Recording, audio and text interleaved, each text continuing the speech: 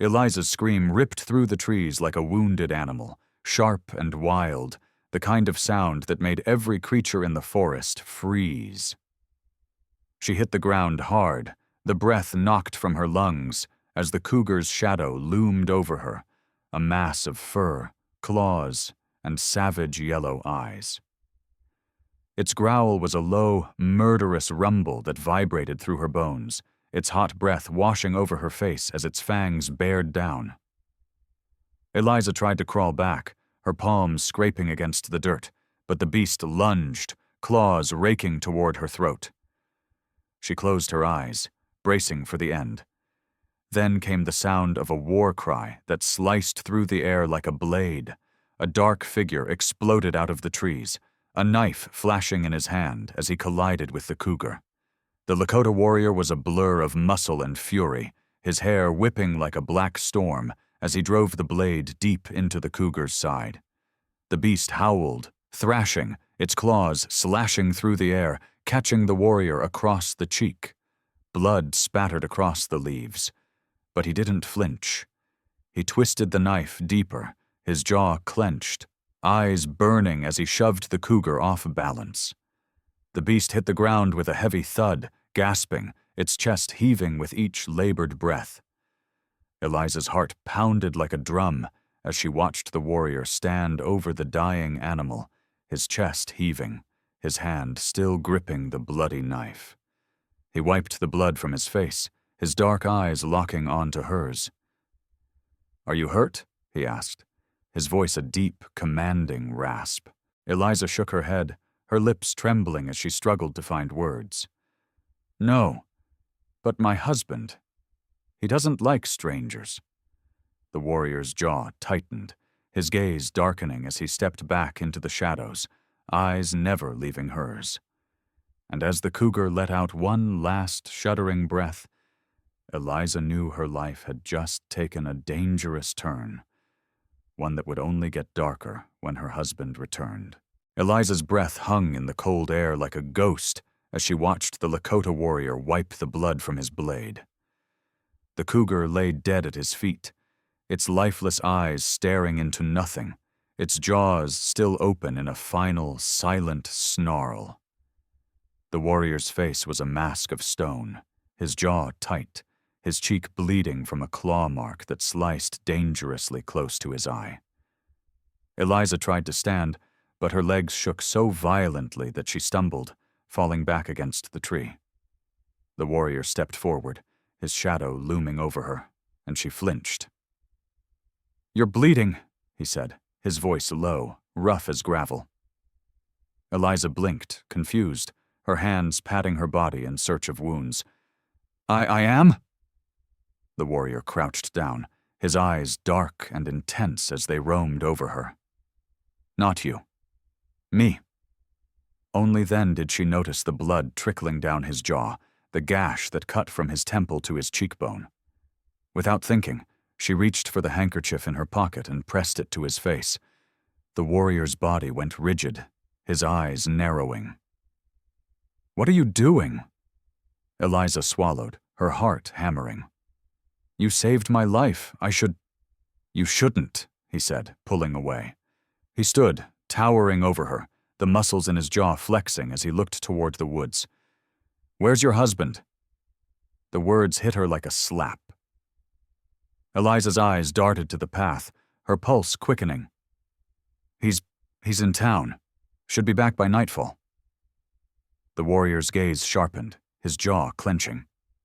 "You need to leave." "What? Why?" "Because," he said, his voice colder now, "when a man saves another man's wife, he becomes a threat. And men with guns don't like threats." The wind howled through the trees, carrying with it the distant echo of hoofbeats. The warrior's eyes darkened, his jaw set. "They're coming," he said, slipping the knife back into its sheath. "You need to get inside, lock the door. Don't come out until they're gone." "Who?" Eliza asked, her voice cracking. "Who's coming?" But the warrior was already backing away, his eyes fixed on the horizon where the sound of hoofbeats grew louder. "Your husband," he said, his voice grim. And he's not alone. The cabin door slammed open so hard it nearly flew off its hinges. Eliza jerked upright, her breath catching in her throat as her husband stormed in, his boots heavy against the wooden floor. Behind him, 2 men followed, their eyes cold and hard beneath wide-brimmed hats. And in her husband's hand, a rifle gleamed like a coiled snake. "You," he spat, eyes blazing as they fixed on Eliza. "You were with him, weren't you?" Eliza's heart pounded like a war drum, her palms sweating against her dress. "With who?" "Don't play dumb," he snarled, raising the rifle and jabbing it towards the door. "I saw him. That Indian savage. Thought you could sneak around with him while I was gone?" "No!" Eliza cried, her voice shaking. "He saved me. I was being attacked by a cougar." "A cougar?" her husband sneered, his eyes narrowing. "Or was it him? Maybe he was the one all over you, sinking his claws into what don't belong to him." The room fell deathly silent. The 2 men behind him exchanged glances, their hands resting on their gun belts. Eliza swallowed hard, her pulse roaring in her ears. "I swear he didn't touch me," she said, her voice breaking. "He saved my life. He killed the cougar." "Where is he now?" her husband demanded, eyes scanning the room like a hawk hunting prey. "Gone," Eliza whispered. "He left." But even as she said it, she could feel him, the Lakota warrior, outside, watching, waiting. The hair on the back of her neck prickled, and she dared a glance toward the window. There, just beyond the trees, she caught the faintest glimpse of dark eyes staring back at her, a shadow barely visible against the bark. The husband stormed closer, his face inches from hers, the smell of whiskey and sweat thick on his breath. "If I find out you're lying," he hissed, pressing the rifle barrel against her cheek, "you'll end up just like that cougar, dead and bleeding in the dirt." Eliza's breath hitched, her skin burning beneath the cold steel, but behind her husband, the 2 men had gone still, their eyes locked on the window. One of them took a step back, his jaw tight. "Bill," he said, voice low, "I think we're being watched." And outside, in the shadow of the trees, the Lakota warrior's knife gleamed like a wolf's fang in the dying light. The room felt colder, the air thick with the scent of sweat and tension. Eliza's husband, Bill, tightened his grip on the rifle, his knuckles white against the wooden stock. The 2 men flanking him shifted uneasily, eyes darting toward the window where the shadow had passed. "What do you mean we're being watched?" Bill growled, his voice low, dangerous. The man named Lucas swallowed, his eyes fixed on the trees. "Saw something, moved fast, like a ghost." Bill sneered, shaking his head. "You gone soft, Lucas? Ain't nothing but wind and shadows out there." But Eliza saw it. The slight flicker of doubt in Bill's eyes, the way his jaw clenched just a little too hard. Outside, the wind howled, rattling the shutters like a dying breath. Eliza's gaze flicked back to the window, and her heart jolted when she saw it. The briefest glimpse of dark hair and fierce eyes, watching them with a cold, unblinking stare. The Lakota warrior was still there, a shadow among shadows, his knife glinting in the moonlight. Bill took a step closer to Eliza, his boots scuffing against the wooden floor. "You sure you ain't seen him?" he said, his face so close she could smell the whiskey on his breath. "Because if you're lying, Eliza, it won't just be him bleeding tonight." Eliza's throat tightened, her mind spinning. Should she tell the truth? Warn them that the warrior was still there, just outside the door, watching, waiting? Or would that just put the warrior in more danger? Before she could speak, the door creaked open behind them. All 3 men spun around, guns raised, but it was only the wind, blowing the door wide open and sending a gust of cold air slicing through the room. Eliza's heart raced, her pulse pounding in her ears. In that moment, she saw him. The Lakota warrior stepped forward from the shadows, his dark eyes burning, his knife gripped tight in his hand. "Get away from her," he said, his voice low and lethal. Bill's jaw dropped, the rifle slipping from his grasp as he took a stumbling step back. "You," he breathed, eyes wide. The warrior moved closer, each step deliberate, controlled, a predator circling its prey. "I saved your wife's life," he said, his gaze flicking to Eliza, then back to Bill. "But if you lay another finger on her, you'll wish I hadn't." The room fell silent, the only sound the wind howling through the open door and the deadly, heavy breathing of a man who had just been given one last chance to live. Bill's eyes darted from the Lakota warrior to the knife gleaming in his hand, the blade still stained with the Cougar's blood. The two men beside him shifted uneasily, hands hovering over their guns, but neither moved. The warrior stepped forward, his jaw clenched, eyes dark and unblinking. "I said, get away from her." Bill swallowed, a bead of sweat trickling down his brow. "This is my house," he snarled, but his voice shook, betraying the fear tightening around his throat like a noose. "Your house," the warrior said, his voice as cold as the wind that whipped through the open door. "But she's not yours to hurt." Bill's face flushed red, his fists clenched. "You think you can just walk in here, you savage, and tell me what to do?" His voice cracked on the last word, his eyes darting to the knife. The warrior said nothing, just stared at him with eyes as dark and empty as a storm. And that silence, it was louder than any threat, sharper than any blade. Bill lunged forward, fist swinging, but the warrior moved faster. He sidestepped, grabbed Bill's arm, and twisted it behind his back, forcing him to his knees. Bill howled, his shoulder popping, his eyes wild with pain.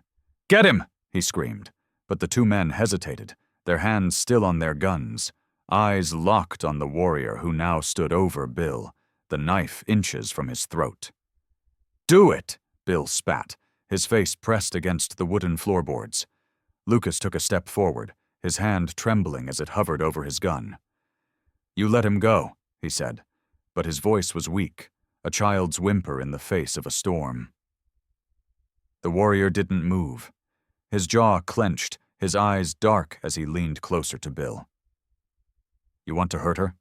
he said, his voice low, deadly. "You'll have to go through me." Bill spat blood onto the floor, his eyes blazing. "You're dead. You're a dead man, you hear me?" The warrior tightened his grip on Bill's arm, the knife pressing against his skin just enough to draw a thin line of blood. "Not today," he said, "but if you touch her again, you won't live to regret it." He released Bill, letting him collapse onto the floor, clutching his arm and gasping like a beached fish. The two men backed away, hands raised, eyes wide. The warrior stepped back, his knife still dripping, his chest heaving. And behind him, Eliza stood frozen in the doorway, her hands shaking, her eyes locked on the man who had just risked his life to save hers. Again, the door slammed shut behind the two men, their heavy footsteps echoing across the wooden porch as they dragged Bill outside. The wind howled, whipping through the trees like a chorus of angry spirits, and inside the cabin, silence fell like a shroud. Eliza stood frozen in the middle of the room, her eyes fixed on the Lakota warrior. His chest rose and fell in deep, ragged breaths, his hand still clenched around the knife, blood trickling down his knuckles. The Cougar's blood. Or was it Bill's? "Are you all right?" Eliza asked, her voice trembling, her hands shaking as she wrung the edge of her apron. The warrior didn't answer. His dark eyes remained fixed on the door, his jaw tight, his body taut like a bowstring pulled to its limit. "You shouldn't have done that," Eliza said, her words a fragile whisper. "Bill won't forgive this. He'll come back." The warrior's gaze snapped to her, fierce and unyielding. "Let him!" The wind shrieked through the cracks in the wooden walls, and somewhere outside, Bill's furious shouts echoed in the distance, curses and threats mixing with the howl of the storm. "He'll kill you," Eliza said, stepping closer, her hands reaching for him but stopping just short. "You don't know him. You don't know what he's capable of." The warrior sheathed his knife with a swift, practiced motion, the leather strap tightening around the hilt. "I know men like him," he said, his voice low, like a growl. "They're all the same, loud and angry until someone louder and angrier stands in their way." Eliza swallowed, her throat dry as she searched his face. There was something broken in his eyes, something dark and haunted that spoke of loss and vengeance, and a past he couldn't shake. "What's your name?" she asked, her voice small. The warrior's jaw clenched, his gaze dropping to the floor. "Ahiga," he said, his voice almost a whisper. "It means he fights." Eliza nodded, the name lingering in the air between them like a ghost. "Thank you, Ahiga, for saving me." His eyes met hers, and for a brief, fleeting moment, the hardness in his gaze softened. "Stay inside," he said, his voice tight. "Lock the door, and whatever you hear, don't come out." "What are you going to do?" Eliza asked, fear rising in her chest like a dark tide. Ahiga's eyes darkened, his jaw setting like stone. "Finish what I started," he said, and with that, he turned and walked out into the storm, his shadow swallowed by the darkness beyond. The wind screamed through the trees like a pack of wolves, and in the distance, the glow of the campfire flickered like a dying star. Eliza stood at the window, her fingers gripping the wooden frame so hard her knuckles ached. Outside, she could see Bill and his men gathered in a tight circle, their faces twisted with rage, their voices low and venomous. Bill clutched his rifle like a lifeline, the barrel glinting in the firelight. "You hear me, boys?"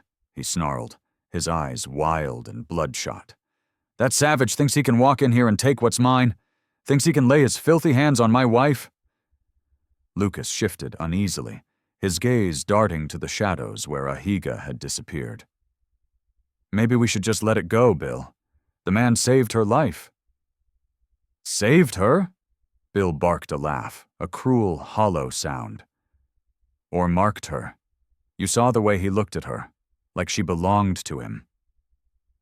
Eliza's heart pounded against her ribs, her breath coming in shallow, rapid bursts. From the corner of her eye, she saw a flicker of movement, a shadow gliding through the trees, silent and deadly. Ahiga!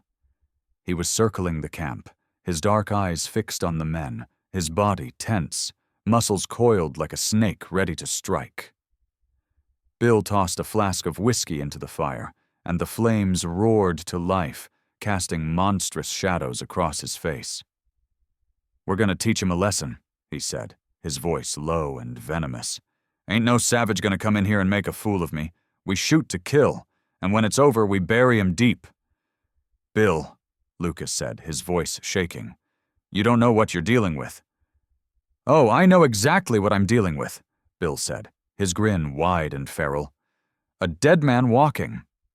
In the trees, Ahiga crouched low, his knife gleaming in his hand, his jaw set.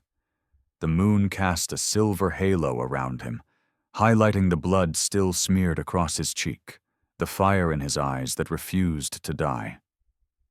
Eliza pressed her forehead against the window, her breath fogging the glass. "Please," she whispered, her voice a prayer to the darkness. "Please don't let him do this." And outside, Ahiga moved closer, his footsteps silent as death, his knife gleaming like a fang in the night. The wind howled through the trees, carrying with it the scent of smoke and the crackling whispers of the fire.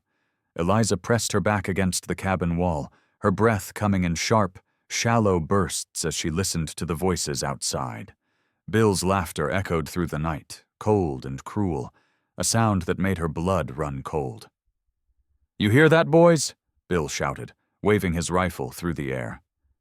"That savage thinks he's a man, but he's just a dog in the woods, and dogs get put down." Lucas shifted nervously, his eyes darting to the shadows. "Bill, maybe we should let it go. It's too quiet out here." "Too quiet?" Bill sneered, his lip curling. "That's 'cause he's hiding like a coward." But as he said it, a shadow slipped through the trees behind him, silent as a ghost. Ahiga.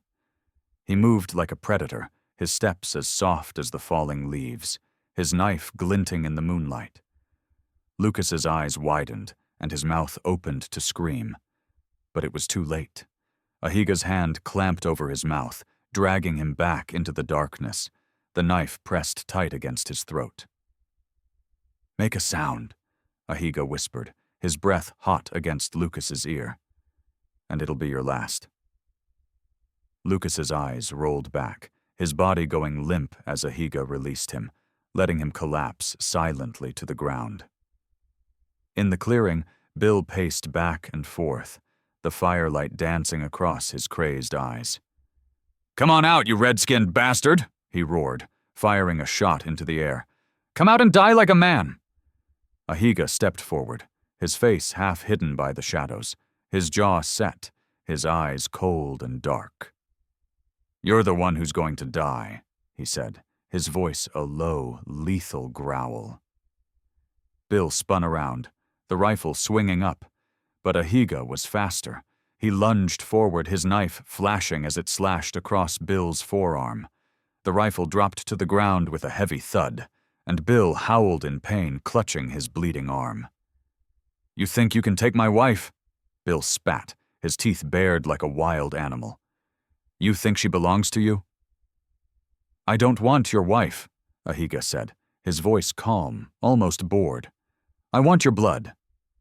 And before Bill could move, Ahiga drove his fist into his jaw, sending him crashing to the ground, blood spraying through the air like rain.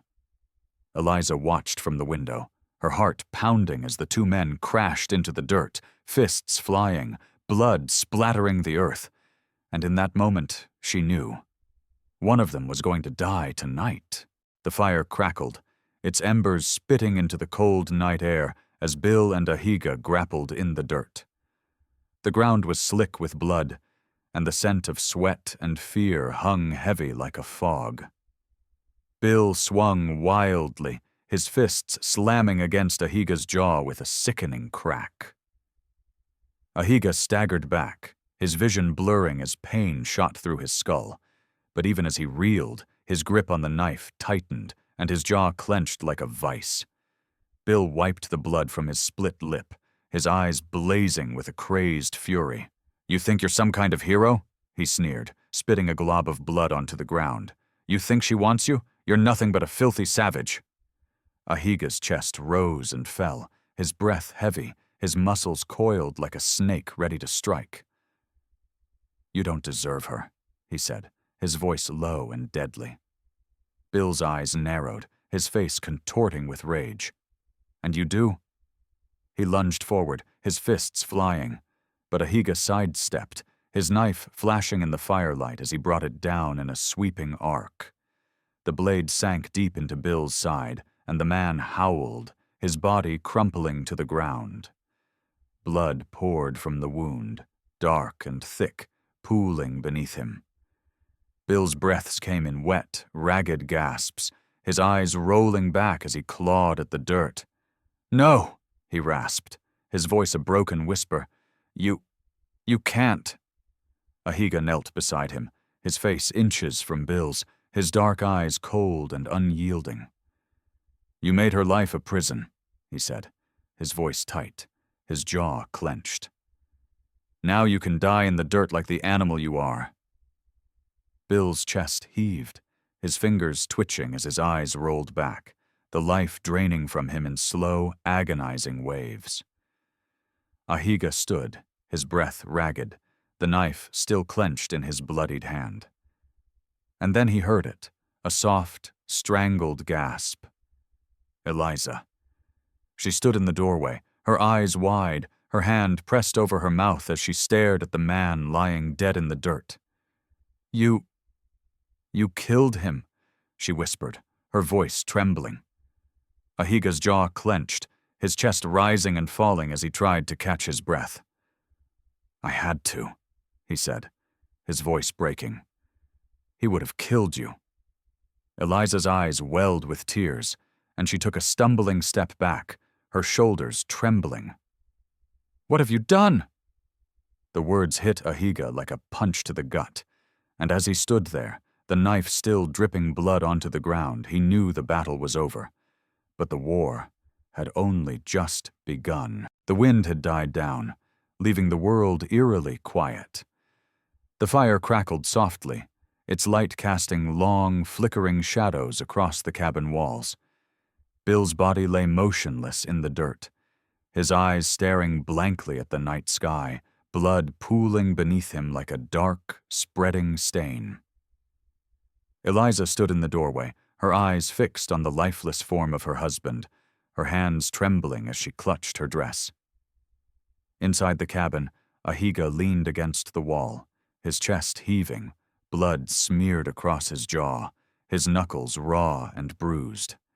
The knife lay on the table, its blade still wet and glistening in the firelight. "You killed him," Eliza said, her voice hollow, as though she were speaking from somewhere far away. Ahiga's jaw clenched, his eyes dropping to the floor. "He was going to kill you," he said, his voice tight. "He was going to kill me." "And now he's dead," Eliza whispered, her gaze never leaving Bill's body. "Now he's dead because of you." Ahiga swallowed, his fists tightening at his sides. "Would you rather it was me?" The words hung heavy in the air, the silence pressing down like a weight. Eliza's eyes filled with tears, her chin quivering. "I don't know," she said, her voice breaking. "I don't know anything anymore." Ahiga took a step forward, his heart pounding. "Eliza." "Don't," she said, her voice sharp, her hand shooting up like a shield. "Don't come any closer." Ahiga stopped, his chest aching, the world spinning beneath his feet. The room felt too small, too hot, the walls closing in like a trap. "You saved me," Eliza said, her voice trembling. "But you also ruined me. Don't you see? They'll come looking for him, for you. And when they find out what happened here, I know," Ahiga said, his jaw tightening. "I know." The silence stretched between them, a chasm that felt impossible to cross. Outside, the first rays of dawn pierced the horizon, painting the world in hues of gold and red. Blood and fire, life and death. "What will you do now?" Eliza asked, her eyes haunted, her voice barely a whisper. Ahiga looked down at the knife on the table, his jaw clenched, his fists shaking. "Leave," he said, his voice raw. "I'll leave." "And me?" Eliza's voice broke, a single tear slipping down her cheek. "What will I do?" Ahiga's eyes met hers, dark and hollow. "Survive," he said, his voice cracking. "Just like you always have." And without another word, he turned and walked out the door, the first light of dawn swallowing his shadow as he disappeared into the trees.